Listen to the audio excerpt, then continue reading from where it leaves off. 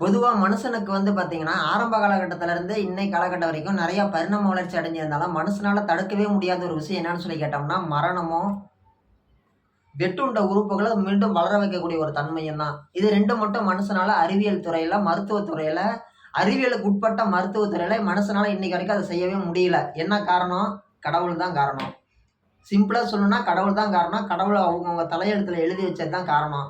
பொதுவாகவே பார்த்தீங்கன்னா, மரணம் அப்படிங்கிற ஒரு விஷயம் அப்படின்றது இருக்கிறதுனால தான், அனைவருமே பார்த்தீங்கன்னா, கொஞ்சத்துக்கு கொஞ்சமாச்சும் மனசாட்சி கட்டுப்பட்டு, கடவுளுக்கு கட்டுப்பட்டு, நம்பளுக்கு 4 பேர் வேணுங்கிறதுக்கு கட்டுப்பட்டு, ரொம்ப ஒரு நியாயமான முறையில நடந்துக்கிறாங்க. மரணம் அப்படிங்கிற ஒரு விஷயம் மட்டும் இல்லன்னா, "எனக்கு ராஜாவா நான் வாழுறேன்" அப்படின்னு சொல்லிட்டு, ரொம்ப ஜாலியா இருப்பாங்க. என்ஜாய் பண்ணுவாங்க. இப்ப ஒருத்தருக்கு வாழக்கூடிய நாள் அப்படிங்கிறது தெரிஞ்சு போச்சு அப்படின்னா, நாளைக்கு சாயங்காலம் ஒருத்தர் சாவ போறாருன்னு இன்னைக்கு தெரிஞ்சிருச்சுன்னா என்ன பண்ணுவாங்க? எடுத்த உடனே ஒரு மிகப்பெரிய ஒரு அரசியல் பொறுப்புல இருக்கக்கூடிய ஒருத்தர போய் கொலை பண்ண போவாங்க. ஏன்? போடா நானே நாளைக்கு சாவ போறேன். அதுக்குள்ளாடி அவன போய் நான் கொன்னுப்புட்டு சாவறேன். அல்லது எனக்கு ஆவாத ஒரு ஆள நான் கொலை பண்ணிட்டு சாவறேன்பாங்க. What is that reason? நம்ம போறது போறோம். அவன ஏதோ ஒண்ணு பண்ணி விட்டு போலாமே அப்படிங்கிறது தான். வேற ஒண்ணும் கிடையாது.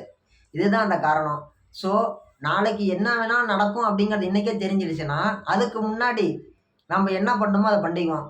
உதாரணத்துக்கு கேரளால லாட்டரி சீட் விழுவுது. கேரளா லாட்டரி சீட்ல நாளைக்கு 004 அப்படின்னு விழுவுதுன்னு வையுங்களேன்.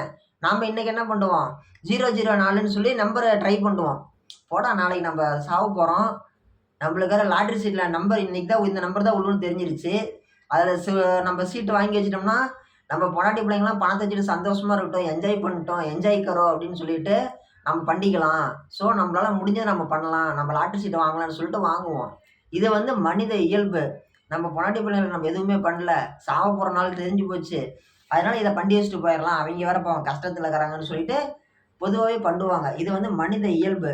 இதனால தான் பார்த்தீங்கன்னா, கடவுள் என்ன நினைச்சாரோ தெரியல. யாருக்குமே அவங்களுடைய மரணத்தினுடைய நாள் அப்படிங்கிறது தெரியப்படுத்தாமலே இருக்கிறாரு.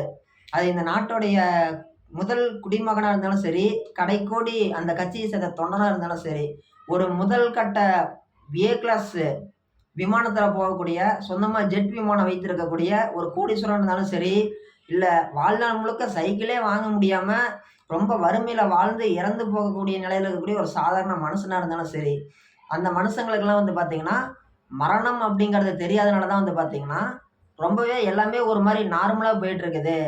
இப்ப ஒருத்தர் இறந்து போயிட்டாங்க அப்படின்னாலே, ரொம்ப ஒரு துக்கமான விஷயம் தான் எல்லாருமே அழுவுறாங்க. ஒருத்தர் கண்ணுக்கு முன்னாடி இருக்கிற ஆளு நாளைக்கு சாவ போறாருன்னு சொல்லி தெரிஞ்சிருச்சு அப்படின்னா, காப்பாத்தாம இருக்க முடியுமா? நம் காப்பாத்த முடியாது அப்படிங்கிறது இயற்கையினுடைய விதி. அத நம்ம எதுவுமே பண்ண முடியாது. நடந்து தான் தீரும். அத நெனச்சு 1 வருஷம் இருக்கும்போதே அழுவ ஆரம்பிச்சுருவாங்க. இந்த நாள்ல தானே இறந்து புடுவீங்க. ஸோ இதெல்லாம் சாப்பிடுங்க. ஸோ இங்கெல்லாம் போயிட்றலாம். இதெல்லாம் பண்ணலாம். இதெல்லாம் செய்யலாம் அப்படின்னு சொல்லிட்டு அவங்கவங்க விருப்பத்துக்கு தகுந்த மாரி ஒவ்வொன்னும் பண்ணுவாங்க, பிடிப்பாங்க. இதெல்லாம் தெரியாம இருக்கிறதுனால தான் பார்த்தீங்கன்னா, மனுஷனும், மனுஷனோட வாழ்க்கையும் ரொம்பவே மிக மிக ஒரு இயல்பான ஒரு இடத்துல இருக்குது. அப்படிங்கிறது தான் இயல்பான ஒரு விஷயம், உண்மையான ஒரு விஷயம், ஒரு நம்பிக்கையான ஒரு விஷயம். இத நீங்க தெரிஞ்சுக்கோங்க. சரிங்களா? இதெல்லாம் பார்த்தீங்கன்னா இதெல்லாம் பார்த்தீங்கன்னா, மனுஷனால பார்த்தீங்கன்னா, மரணத்த வெல்ல முடியாம இருக்கிறதுக்கு பார்த்தீங்கன்னா, கடவுள் தான் காரணம்னு நம்ம சொல்லிட்டோம். இன்னொரு முக்கியமான விஷயம் என்னன்னு சொல்லி கேட்டோம்னா, மரணத்த நம்மளால தடுக்க முடியுமா? மரணம் அப்படிங்கிறது எதனால ஏற்படுது ஒரு மனிதனுக்கு? எதனால ஏற்படுது? உறுப்புகளினுடைய செயலிழப்பு. உறுப்புகளினுடைய செயலிழப்பு உடம்புல மிக முக்கியமான உறுப்பு என்னன்னா இதயம். மூளைக்கு அடுத்து இதயம். ஏன் இதயம்? இதயம் தான் உடம்புல இருக்கக்கூடிய அனைத்து இடங்களுக்குமே பிளட் சர்க்குலேஷன். ஓகேங்களா? ரத்தம் போயிட்டு போயிட்டு வர்றதுக்கு அது ஹார்ட்ல தான் பம்ப் பண்ணி தள்ளுது. அதனுடைய இயல்பு நின்னு போச்சுன்னா, உடம்புல எந்த இடத்துக்குமே, எந்த உறுப்புகளுக்குமே ரத்தம் போவாது. ரத்தம் போகலனாலே உறுப்புகள் வேலை செய்யாது. வேலை செய்யலைனாலே நம்மளால மூச்சு இழுத்து விட முடியாது. அந்த ஒரு நிலை தான் மரணம். ஒரு மனிதன் இறந்து போனதுக்கு பின்னால 24 மணி நேரத்துக்கு அந்த மனிதனுடைய கண்கள் அப்படிங்கிறது உயிர் நிலையோட இருக்குமா, உயிர்ப்பு தன்மையோட இருக்குமா. அதனால தான் இந்தியாவுல அதிகப்படியான அளவு மக்களை பார்த்து அரசாங்கம் ஒரு கோரிக்கை வைக்கிறாங்க. இந்த மாரி எத்தனையோ பேரு கண் பார்வை இல்லாம இருக்கிறாங்க.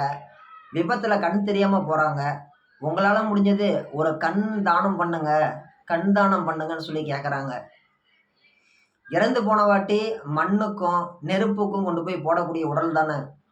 ஒரு கண் தானம் பண்ணீங்கன்னா உங்கள் கண் மூலியமா யாராவது ஒருத்தர் வந்து பார்த்துட்டு இருப்பாங்க. நீங்கள் அந்த கண் வழியாக உங்கள் குடும்பத்தை சேர்ந்தவங்களுக்கு தெரிவிங்க. அதனால அதை நல்லது பண்ணுங்கன்னு சொல்லி அரசாங்கம் சொல்லிட்டு இருக்கிறாங்க. ஆனாலும் மக்கள் என்ன பண்ணுறாங்க, பெரும்பான்மையான மக்கள் இன்னைக்கு வந்து நிறைய மாறிட்டாங்க. உடல் உறுப்பு தானம் பண்ணுறாங்க. ஒருத்தர் விபத்துக்கு உட்பட்டு மூளைச்சாவு அடைந்துட்டாங்க அப்படின்னா உடல் தானம் பண்ணுறாங்க. ஆனால் சடங்குகளின் பெயர்லையும் மதத்தின் பெயர்லையும் சுற்றி இருக்கக்கூடிய மக்களுக்கு பயந்தும், சாதி சனத்துக்கு பயந்தும், சொந்தக்காரங்களுக்கு பயந்தும் நிறையா பேர் உடல் தானம் கண் தானம் அப்படிங்கிறது யாரும் பெரும்பாலும் பண்ணுறது கிடையாது. ஏதோ ஒன்று சொல்லிட்டாங்கன்னா என்ன பண்ணுறது, நான் கொண்டு போய் மண்ணில் போட்டாலும் போடுவேன், நெருப்பில் போட்டாலும் போடுவேன், தானம் பண்ண மாட்டேன். அது மண்ணில் போட்டு புழுவு தின்னாலும் சரி, நெருப்பில் போட்டு நெருப்பு தின்னாலும் சரி, நான் நல்லதெல்லாம் பண்ண மாட்டேன். அப்படிங்கிறது தான் பொதுவான மனிதனுடைய இயல்பான ஒரு நிலையாக இருக்குது, இயல்பான ஒரு செயல்பாட்டு முறையாக இருக்குது. இது வந்து பார்த்திங்கன்னா மனிதனுக்கு வந்து பார்த்திங்கன்னா மரணத்தை தடுக்கணும்னு நினச்சி மனுஷன் தோற்று போகிறான். மரணம் அப்படிங்கிறது உறுப்புகளினுடைய செயலிழப்பு, உறுப்புகளினுடைய செயல்தன்மை இல்லாமல் இருக்கிறதுன்னு சொல்லி நம்ம சொல்லிட்டோம். அதை எப்பவுமே உயிர்ப்பு நிலையோடு நம்மளால் வச்சிருக்க முடியுமா? அது என்ன உயிர்ப்பு நிலை? பொதுவாகவே குழந்தைங்க அப்படிங்கும்போது ஒரு மனிதன் சொல்லக்கூடிய ஒரு உயிரினம் பிறந்து வளரும் போது 10 வயசுக்குள்ளாடி எல்லா பல்லும் முளைச்சி உளுந்து முளைச்சிரும். 16 வயசுல மேல் கடவா பல்லும், 21 வயசுல கீழ்கடவா பல்லும் முளைக்கும். ஒரு இயல்பாக ஒரு மனிதனுக்கு, ஆரோக்கியமான மனிதனுக்கு இதுதான் நடக்கும். இதுவே வந்து பார்த்தீங்கன்னா பிறக்கும் பொழுது இளமையோட இருக்கும். இளமையோட அப்படின்னு சொல்கிறத விட மெலிசாக இருக்கும். வளர வளர வளர அதனுடைய அளவும் அதிகமாகும், அதனுடைய பலமும் அதிகமாகும், அதோட அடர்த்தியும் அதிகமாகும், அதனுடைய உறுதியும் அதிகமாகும். இதுதான் வந்து பார்த்திங்கன்னா மனிதனுடைய பல்லு. இதயம் அப்படிங்கிறது பொதுவாக என்ன சொல்லுவாங்க, மனுஷனுடைய கையை அப்படி மடக்கி பார்த்தோம்னா எவ்வளோ பெருசு இருக்குதோ அதுதான் ஒரு மனிதனுடைய இதயத்தினுடைய அளவுன்னு சொல்லி நம்ம ஸ்கூல் படிக்கும்போது டீச்சர்ஸ் சொல்லி கொடுத்தாங்களோ இல்லையோ, நம்ம கூட இருக்கக்கூடிய நண்பர்கள், பக்கத்து கிளாஸில் இருக்கக்கூடியவங்கள, எங்கள் மிஸ்ஸு சொன்னாங்கப்பா, இப்படி நம்ம கை வச்சோம்னா இந்த அளவு தான் நம்மளோட இதயம் இருக்குமாம்பா அப்படின்லாம் சொல்லுவாங்க. சரிங்களா?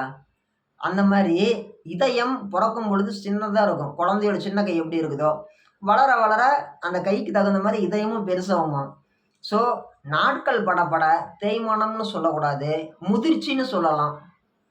தேய்மானம்னு சொல்லக்கூடாது, முதிர்ச்சி அடைதல்னு சொல்லலாம். அது என்னப்பா முதிர்ச்சி அடைதல்னு சொல்லி கேட்டிங்கன்னா, பொதுவாகவே மனிதனுக்கு தோல்லன்னு சொல்கிறத விட ஒரு கண் பறவை இளமை பருவத்தில் அதிகமாக கூர்மையாக தெரியும். முதுமை பருவத்தில் கூர்மை அப்படிங்கிறது குறைஞ்சி தூரப்பார்வை, கிட்ட பார்வைன்னு சொல்லி மனிதனுக்கு தெரியும். இது எல்லாமே வந்து பார்த்தோம்னா மனிதனுக்கு இயல்பாகவே ஏற்படக்கூடிய ஒரு சில விஷயங்கள். இதையெல்லாம் நம்மளால் தடுக்க முடியுமா?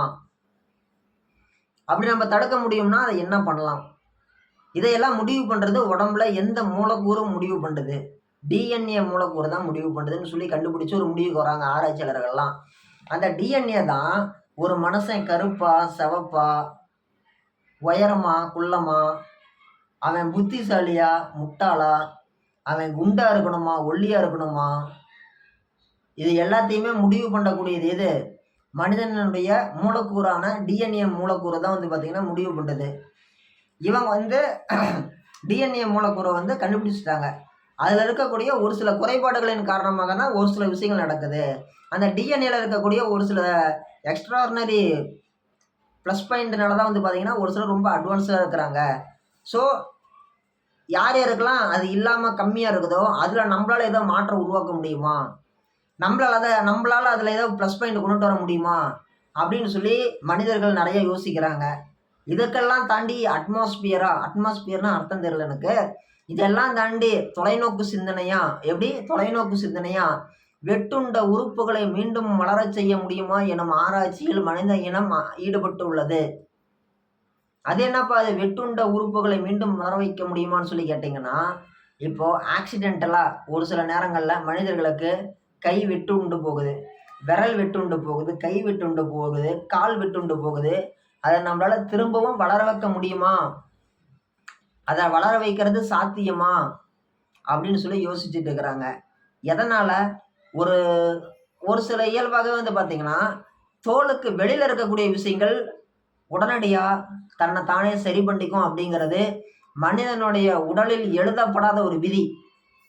மனிதனுடைய உடல்ல எழுதப்படாத ஒரு விதி என்னன்னா, தோலுக்கு மேல இருக்க எல்லாமே தன்னை தானே சரி பண்ணிக்கும்.